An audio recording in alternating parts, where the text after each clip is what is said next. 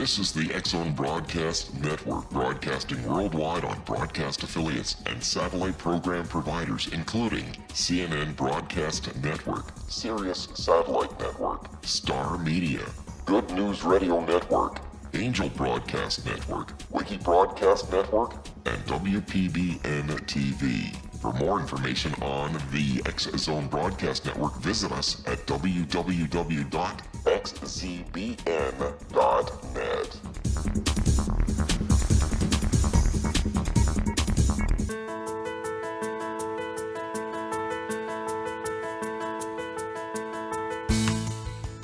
Hi, curious minds out there in our ever-expanding radio land. Welcome to CC with BB, Connecting with Coincidence with Dr. Bernie Beitman, MD. That's me. This is the only radio show in the world dedicated to the study of coincidences, synchronicity, and serendipity. We are coming to you through the X-Zone Broadcast Network located in Hamilton, Ontario, Canada, and broadcasting all over our world. What is the relationship between mind and brain? Does the brain produce consciousness, or does the greater consciousness produce the brain? How do mind and brain interact with each other? I'm a psychiatrist. I study this question in my office. I help people with medications and psychotherapy. I work in both brain and mind. You need your mind to recognize a coincidence and your brain to talk about it. Coincidences are like messages in a bottle. The message can be about you, and the message can be about where the bottle and message came from, that infinite sea of possibilities. Coincidences sometimes point us towards previously unrecognized causal connections. They teach us about hidden potentials within us like telepathy and human GPS, our ability to get places we need to go without knowing how we got there. They tell us about other intelligences that may be influencing our lives, and they sometimes trick us. The phrase, connecting with coincidence, is my coincidence brand. It is the name of my book, my Psychology Today blog, my website, and my social media sites. To find any and all of them, please put connecting with coincidence in your search engine. Would you like to know how sensitive to coincidences you are? Take the Weird Coincidence Survey on my website. Hiring new people can be a chancy adventure. As head of psychiatry at the University of Missouri-Columbia, I had to find and hire new faculty members. The usual process involved advertising in psychiatric newspapers and making phone calls to colleagues in other cities. My method was different. Most of the faculty I hired just showed up. I relied on serendipity for them to join us. There were 5 women whose collective stories were particularly striking. Soon after accepting the position on the faculty, each of the 5 became pregnant. The second, third, and fourth each had twins. The 5th had been trying to get pregnant for several years. She too got pregnant soon after being hired. But unlike the other 3, she didn't have twins. When women of childbearing age find satisfying work, they become more relaxed and more able to conceive children, so having a new job can increase the likelihood of becoming pregnant. The string of twins that occurred here became more surprising, however. To follow a basketball analogy, in a single game, when a player reaches double digits in points, assists, and rebounds, it's called a triple-double. My department scored a triple-double, 3 women with twins. The first woman who had a single baby stayed for a few years, then took a job that paid twice as much in a warmer climate. Her departure represented a loss of the department's investment in her. The 5th woman joyfully raised her single child with us for less than 2 years because her husband then found a better job elsewhere. The families of the triple-double stayed. 2 of the 3 women divorced their husbands and went on to make outstanding contributions to the department, as did the 3rd woman who didn't divorce. The serial coincidences in this super fertile environment of our department helped achieve the desired longevity of 3 excellent faculty members. People with reciprocal needs found each other. These women needed a safe, comfortable nest for their planned families, and our department needed helpful, committed faculty members. The 3 sets of twins sealed each deal. The 3 women with twins put down their roots and stayed for now close to 20 years. This is to introduce the idea of leadership and synchronicity, because our guest today is Philip Mary, who currently lives in Singapore. He is an author, speaker, coach, and trainer who has conducted leadership projects in 58 countries over 36 years. His Philip Mary consulting group, called Leading with the Heart, helps today's global organizations to empower their people to live lives of significance. He is the author of Search for Singapore's Happiest People and a certified family therapist and marriage counselor. Philip was once a London taxi driver. And what I think Philip might not know is that research about the hippocampi of London taxi drivers has shown that certain areas of their hippocampi are larger than normal. And the reason for this looks like it has something to do with being able to find their ways in the very confusing streets of London, because many of those streets were old cattle trails that then became streets, so they're confusing and hard to make sense of. The hippocampus area that was enlarged had something to do with being able to map areas of the world around them, and these hippocampi of taxi drivers were developed to manage, I think, the confusing terrain. We will talk with Philip about the confusing terrain of synchronicity in organizations in our next segment after a short break.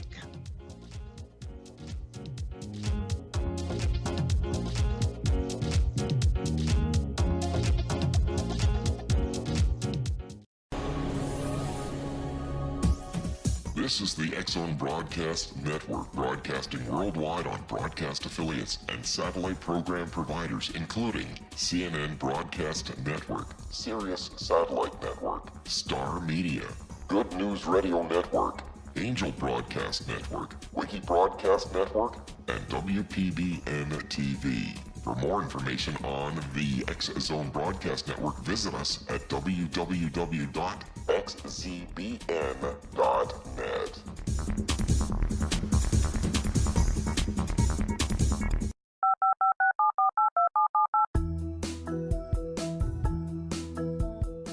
Did you know that when you're on the road with limited data or Wi-Fi, you can still listen to the X-Zone Radio Show with Rob McConnell, The Science of Magic with Gwilda Wiyaka, X-1, Dimension X, Space Patrol, and every minute of the X-Zone Broadcast Network by calling 213-401-0080, courtesy of Audio Now.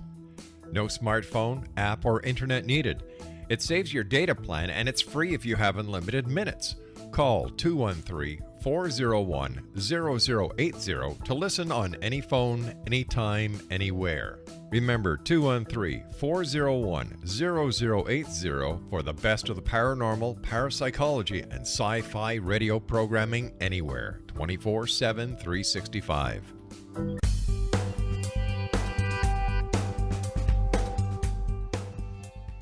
Welcome to CC with BB. Connecting with Coincidence with Dr. Bernie Beitman, MD, the only radio show in the world focused on synchronicity, coincidence, and serendipity. And we are so delighted to have Philip Mary on our program today, because Philip Mary takes the idea of synchronicity to a different level, literally a different organizational level. He uses synchronicity to help leaders and organizations develop themselves. And Philip, after all these years, how did you get into the idea of doing a PhD in synchronicity, and who's going to give you a PhD in synchronicity, and why? Okay. Well, I got into synchronicity simply because, like you, Bernard, lots of synchronicities happen in my life. Maybe not as dramatic as the one with you and your father, but similar. And so I experienced it myself, and I've been a leadership consultant and trainer for 37 years. I was a marriage counselor before that and family therapist. And over those 37 years in leadership, I began, as I experienced synchronicity myself, I began to wonder whether some of the people that I worked with, the leaders and the teams, had also experienced synchronicity. And when I chatted to them, I found that they had. But, and here's the rub, they didn't like to talk about it.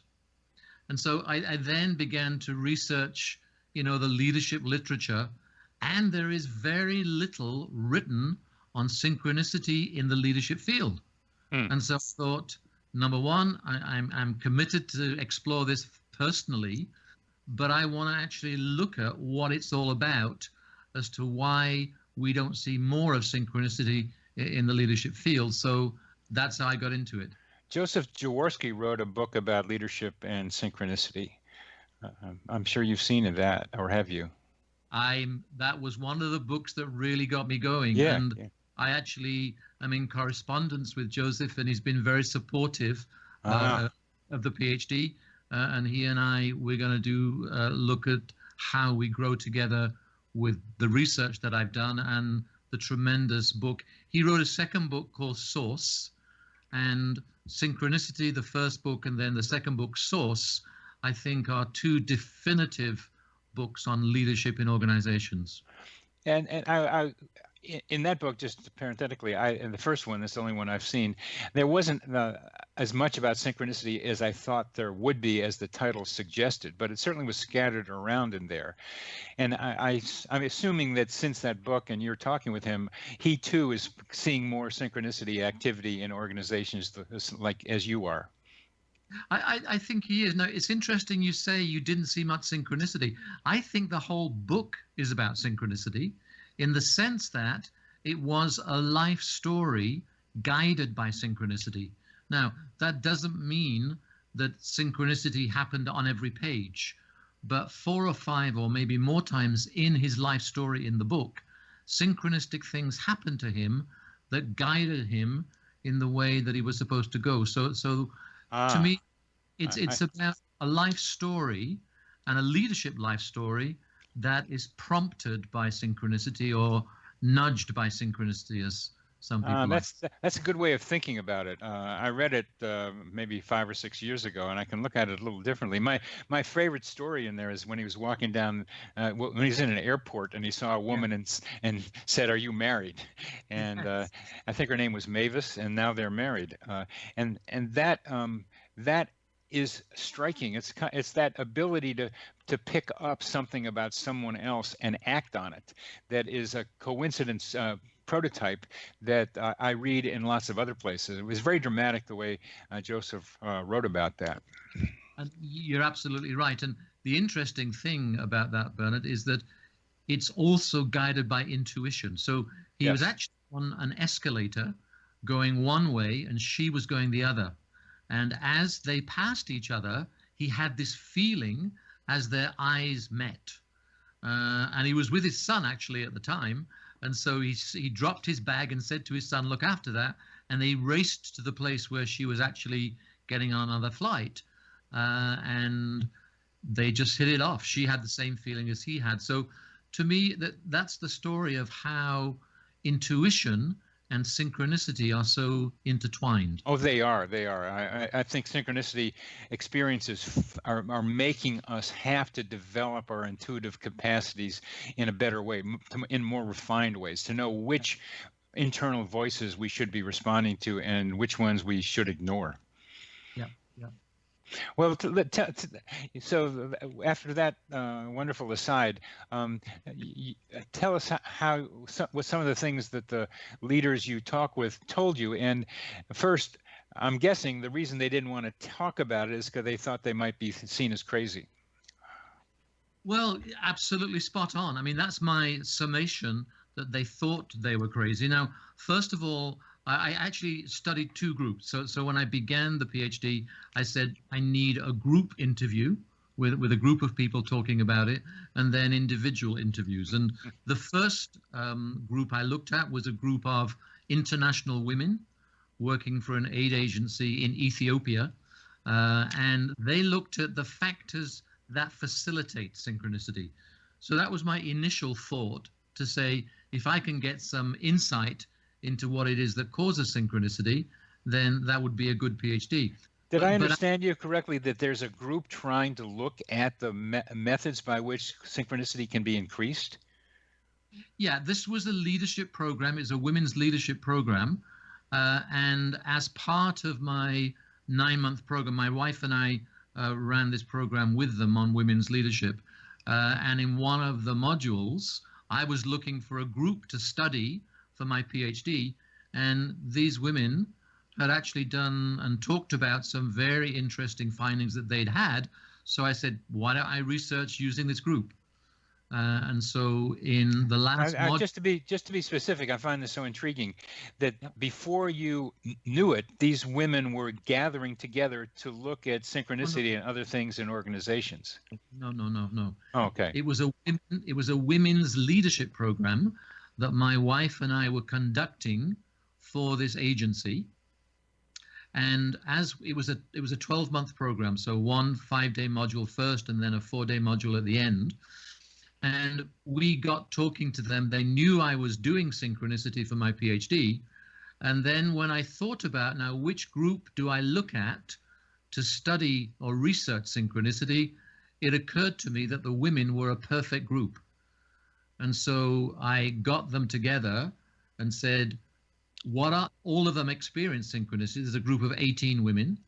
And I got them to identify the factors that facilitates synchronicity. Great. I mean, that's beautiful.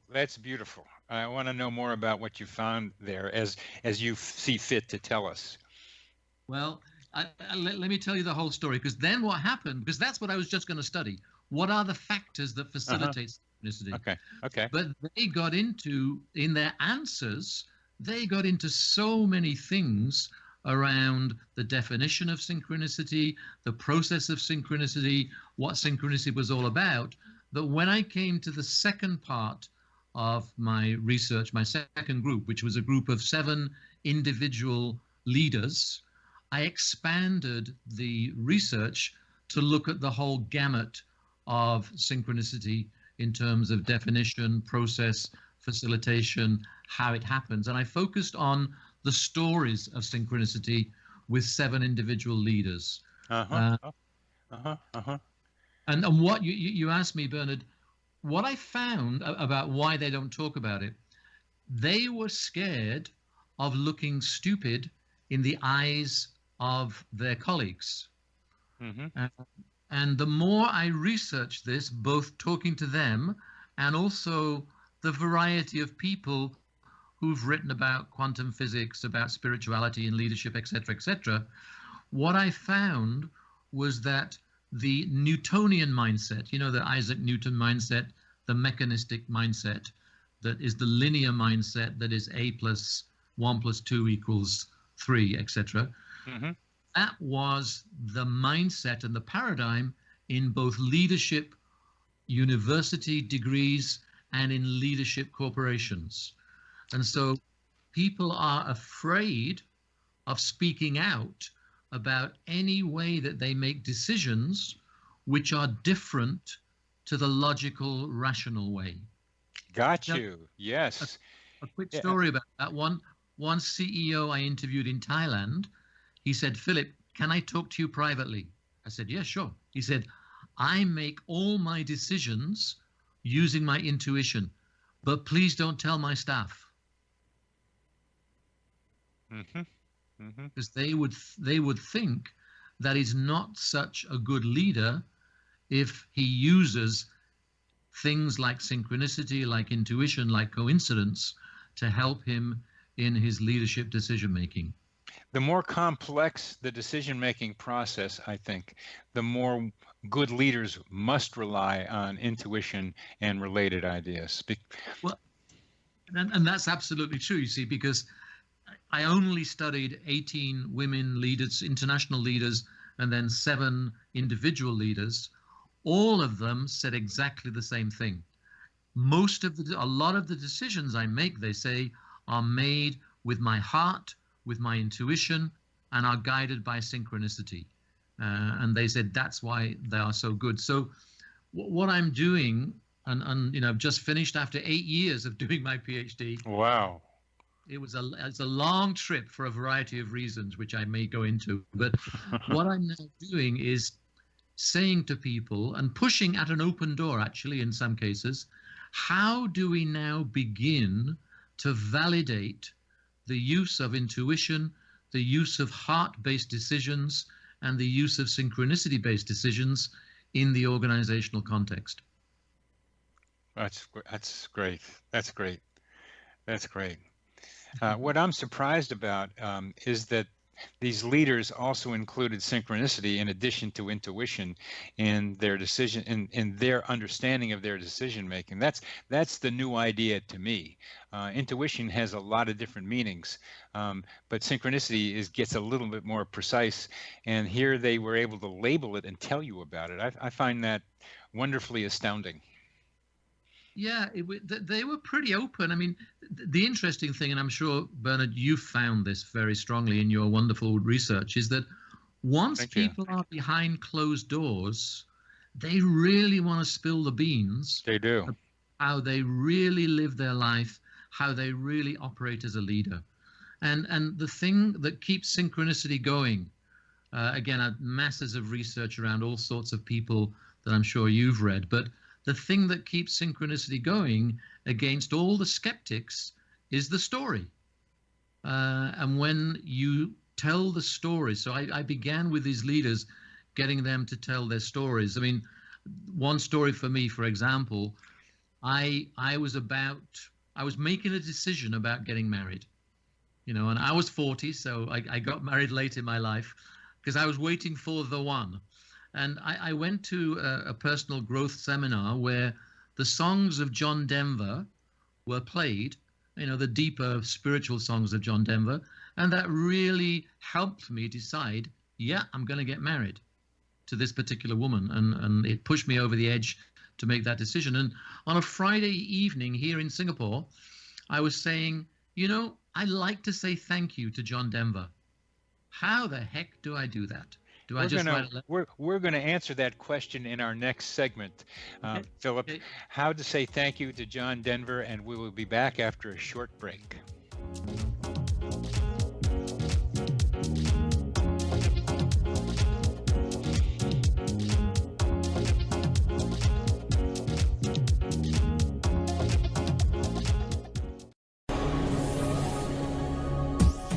This is the X-Zone Broadcast Network, broadcasting worldwide on broadcast affiliates and satellite program providers, including CNN Broadcast Network, Sirius Satellite Network, Star Media, Good News Radio Network, Angel Broadcast Network, Wiki Broadcast Network, and WPBN TV. For more information on the X-Zone Broadcast Network, visit us at www.xzbn.net.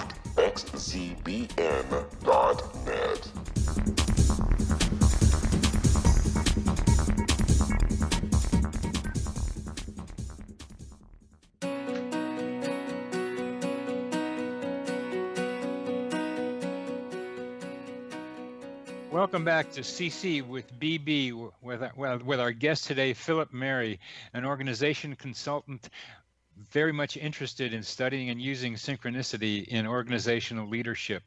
You were telling us about you wanted to say thank you to John Denver because he inspired you to ask the woman of your life to marry you. How did you make connection with him, Philip? Well, I'll just make this a quick story. Friday evening, how do I say thank you to John Denver? Saturday morning, I opened the newspaper. Guess what it said? John Denver, Singapore next week. Good. The Saturday afternoon, I got a call from the hotel where he was staying, and this woman who knew my friend said, I hear you want to get hold of John Denver. Send me a message, and I'll try and get it to him. She had the fax in her hand at the hotel. She said, how do I get hold of John Denver? The lift opened. There was John Denver. John Denver called me on a Sunday evening in response to my letter. Now, Friday evening, I want to say thank you to John Denver. 48 hours later, he spoke to me. Wonderful, wonderful, and that's paradigmatic of some of your leadership stories. And I would like to have a leadership story from you, from one of the people that you've talked with, and then find out what the women's leadership group how they informed you about factors increasing synchronicity in organizations. Not a problem. There are many, 4 or 5 leadership stories. So these are from the 7 individual leaders. And I just asked them to talk about synchronicity and how it had impacted them in their journey. One specific guy, it's a specific story. He said, I'm not happy. It was a facilities manager for a big organization. He said, I'm really not happy in my current role. I need to move, and I need to get more joy in my life. That was 2 o'clock one afternoon in San Francisco. He went from his meditation, having decided that, to look at the computer. There was a job. He looked at the job. He said, this looks interesting to me. Within 20 minutes, he'd called them. Within an hour, he was at their office having the interview, and then he got the job. Now, remember, he said, I just need more joy in my life. Guess what the name of the company was that he joined? Joie de vivre. So he got more joy in his life. Now that story is not about leadership. It's about finding a job for an individual, of which I have plenty of stories. Something like that. But I'm talking about within organizational decision making. So I'm just premising that to say this was the sort of guy he was. He talks about leadership with his staff. He makes decisions with his staff. When they have a decision to make in his team, he's head of a team, he actually asks them to notice unusual things that have happened during the week. And then they get together and share those stories and together decide where synchronicity is taking them in terms of which decisions they should make based on the unusual stories. Now that might be a complicated thing for you to tell us a story about, but can you do that? That's really a group synchronicity awareness thing, which I think is wonderful. I haven't to people. It's almost like people sitting around telling dreams and seeing where the organization, the group is going to. It's just that this guy is. Everybody knows. I mean, this is a larger-than-life guy. He's a great guy, and he's now a great personal friend. This is a guy who makes no secret of his belief in synchronicity and spirituality. And so everybody loves him for that and knows him for that.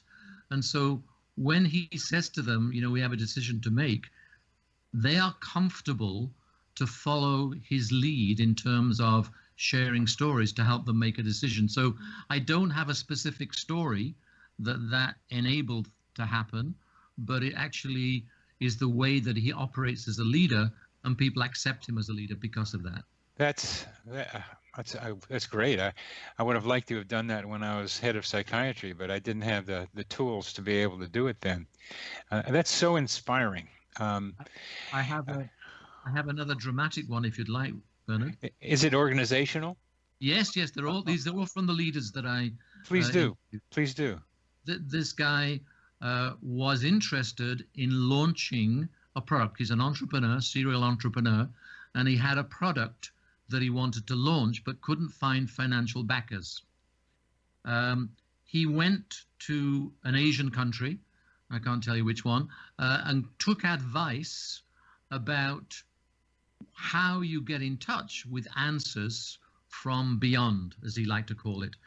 And he went to this place which is a spiritual place, and had a dream that he went into a pub and saw a guy who came into the pub looked just like Father Christmas, who was an American guy, and they talked to each other, and it was a great conversation. End of dream. He then has to go to Chicago to pursue financing for his new product. And he met a guy at a conference who said, you should come and talk to my CEO. He goes to talk to the CEO. The CEO wasn't there, began his presentation. Halfway through the presentation, the CEO walks in, exactly the same guy that he's seen in his dream in Asia. The CEO ends up being the guy who funded all of his research and product launch. That's I would call a precognitive dream. Yeah. With some oomph in it. Okay. That's a good story. That's a good story. I'm most interested in the organizational part of this. The story of stories, when we have a decision to make and people talk about weird things that have happened this week. That's an organizational synchronicity. This was still pretty much a one-on-one thing where a guy was looking for something and had an anticipation of what the other person who might give it to him will look like. So it's still close to a lot of the stories that I have. It's almost like I think there are synchronicities for organizations as a whole, that an organization somehow runs into something that's a parallel to what the organization needs to be doing or thinking about, or helps the organization move ahead somehow. Well, my stories are from individual leaders, Bernard. So I don't have yet. I'm still now gathering other stories for my next project, but I don't have the big organizational stories. I've got stories of individual leaders who use synchronicity. Yeah. And the benefits to them reported, were benefits to them as leaders, benefits to the business, yes, and benefits to the team. So yes, they talked in broad sense of, from the things that they'd experienced, that synchronicity brings resources and results. One guy said synchronicity and the focus brings spirit to the corporate world. It helps you understand the bigger picture of a situation. And this came up a great deal for me, Bernard, for the interviews I did. So many people, in fact, all the people said, the biggest benefit of synchronicity as a leader was that it indicated they were on the right path in decisions that they were taking. That is perhaps the most common use of synchronicity, the affirmation, confirmation of a path that I am on. Yes, and that was particularly related to projects that they were completing for the organization. And that was to do, as a leader, with their recruitment of people. It was to do with whether they should invest in a particular country. As you were saying, Philip. Yeah, so the organizational issues around where synchronicity helped was around investments, whether to start up in a particular country or not, whether to start a particular new product, what cities to launch a new product in, and a variety of things that individual leaders talked about were the benefits. And in the research that I did, this is just literally, Bernard, taking down what people said, the leaders I interviewed, how synchronicity had helped them. And as I think I talked about, it helped them as leaders, it benefited their business, and it benefited their team. So I broke it down into those three areas. And the broad areas for benefit to the organizational business was being able to attract resources and results, being able to look at the big picture, and indicating that they were on the right path. I think you've experienced that in your own research, that a big issue around synchronicity on a personal basis is saying they're on the right path. Yes. But a big benefit for organizational leaders is when they're involved in a project and a particular thing turns up, then it's a confirmation for them that that project is being rolled out in the way that it should be rolled out. Do you have a story that's a confirming story, Philip? Around a project, you mean? Yes. Well, there's a particular project of a person who wanted to know about a line of business to go into. And she was looking for a partner to be a part of that business. and she didn't know where to find that person. She'd been sick, and she just happened to turn up at a meeting. And at that meeting, she said she didn't feel very good because she hadn't put her makeup on and she dressed frumpily, she said, but she turned up at the meeting. But because she was not feeling so good, the way she introduced herself was very short and to the point. And it just so happened that the business partner that she attracted was sitting next to her, and he liked what she said because she was so short. She didn't stand on ceremony, and as a result of that, she got her partner for the new business.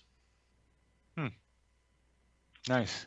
And it was interesting for me, and this is, you found this many times, I'm sure, Bernard. There are big stories of synchronicity, like, my John Denver story or whatever. But it's interesting to me how very often very small, precise things fall into place. So had this woman been her normal, healthy self, she would have dressed smartly and spent a lot of time on her introduction. But because she was sick and had been sick, she was very brief and curt in her reply, which is exactly what appealed to the business partner she ended up with. Who was sitting right next to her. Yeah. I like those random, I'll say random seat assignments. I like to pay a lot of attention to them because I see that at least some people see certain kinds of coincidences, certain categories of coincidences. A guy named Gary Schwartz sees serial coincidences all the time. That's his thing. Sees a bunch of different rabbits or dogs or something. I see in front of me. Pardon me? I have super synchronicities sitting in front of me. Good.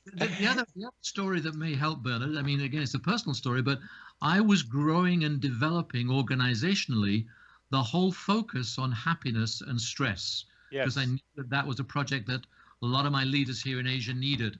And I said, I want to have a major project starting with a conference on stress and happiness. And then somebody said to me, well, the person you need is Martin Seligman. And we're going to, in the next segment, we are going to find out about how you and Martin Seligman got together. We'll be back after a short break. All right.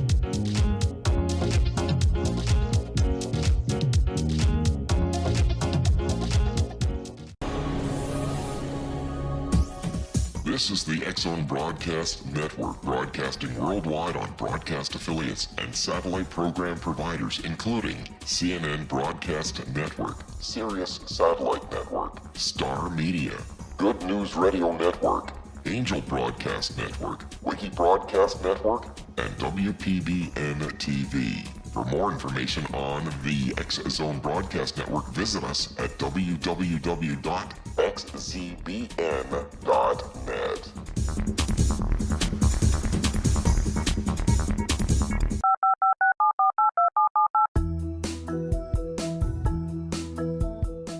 Did you know that when you're on the road with limited data or Wi-Fi, you can still listen to the X-Zone Radio Show with Rob McConnell, The Science of Magic with Gwilda Wiyaka, X-1, Dimension X, Space Patrol, and every minute of the X-Zone Broadcast Network by calling 213-401-0080, courtesy of Audio Now. No smartphone, app, or internet needed. It saves your data plan and it's free if you have unlimited minutes. Call 213-401-0080 to listen on any phone, anytime, anywhere. Remember 213-401-0080 for the best of the paranormal, parapsychology, and sci-fi radio programming anywhere, 24/7, 365.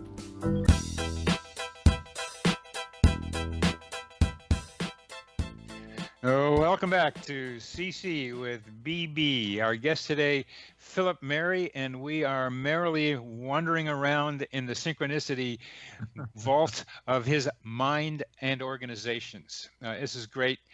Philip, you were telling me about Happiness Conference and the need to find Martin Seligman, the founder of Positive Psychology. How'd you find him? Well, absolutely. And the other thing to remember is this answered, I think, a country national need and an organizational need in leadership. So on the Tuesday, I remember it very clearly here in Singapore. I've lived here for 27 years, but I said, I need to find Martin Seligman. How on earth do I find Martin Seligman? Wednesday, I had a meeting with an Australian business partner about another project. And he said, what's in your life at the moment? I explained I was looking for Martin Seligman. He said, he wrote stuff on a piece of paper and handed it to me and said, here is Martin Seligman's personal email and contacts. That was within 12 hours of me saying I needed that. Long story short, Martin came and was keynote speaker at our conference here in Singapore, Asia's first happiness conference, which had massive benefit, obviously, to the people at the conference, but sparked a whole range of subsequent happiness conferences that were a great benefit to leaders in Singapore, but also a great benefit to Singapore itself. So that's kind of an organizational leadership story. Oh, that is what I like about that, and it's similar to the guy in San Francisco who wanted to get joy in his life and went to his computer, and there he found joy in his life, the company with joie de vivre in its name.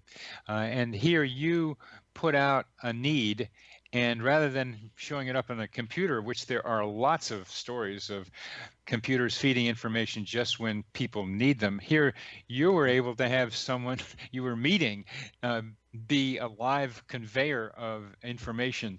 And that's one of the most interesting things to me is how information gets to our minds when we need it.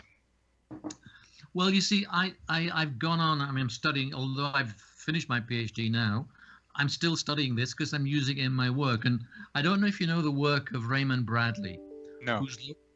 He's looked at holographs in terms of how synchronicity works, but studied entrepreneurs. And so I now have this very clear issue in my, or way in my head. I'm 68 years old, 67 years old, 68 in December. And in my life now, I know that if I want something to happen, I very strongly imagine that I'm connecting already to that field where the thought for the organization and the leader already exists. When you say connecting to that field, what's the field? Define the field a little better.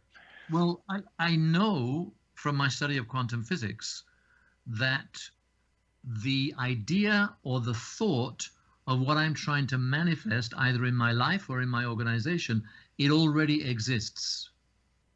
And what I do when I quiet my mind, and the Heart Math Institute has done a lot of work on this, when I quiet my mind and focus on what it is that I want, somehow I know I can connect with where that thought in the future already exists. And then I think what happens is that begins to manifest all around me in both big and small situations. Now, that's my belief, and what I'm studying at the moment, particularly through the work of Raymond Bradley, is how that happens at a scientific basis. And he's very clear that holographically, we can know what we want, and we can attract synchronistically those issues and events into our lives. And I'm busy making that an organizational leadership and team paradigm for how I work with teams. There are contexts that you have that support the capacity that you just defined. What are those contexts? What do you have to have in your background? What do you have to have around you in your mind and in your environment to facilitate the actualization of the thought? Well, that's interesting. I mean, I can talk from my perspective, but let me show you what my research turned up in terms of the facilitating factors. All of the people I talked to said within the context, let intuition be your guide. Don't push it away, know that it exists. Number two, be in the flow of now, to be very focused, which is why meditation helps, because it helps you to be grounded in the flow of now. They talked about seeking support outside of yourself, divine, spiritual, or whatever you connect that to be. They talked about, fourthly, asserting your intention. And fifthly, linked to what you just said, Bernard, a lot of them said that an enabling environment was really important. And what's an enabling environment? Well, interesting for them, a place, some said where music is being played, some said within nature, some said when you're stuck in a work situation with an idea that won't come or won't clarify or won't manifest, go out and walk in nature. And I had an amazing experience, well, not an amazing experience. One of the techniques that I use is what I call a synchronicity nature walk.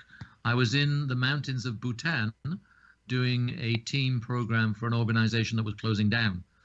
And I got them all to do a 1 hour walking meditation. First of all, I said, get clear on the answer that you need to a particular difficult current question.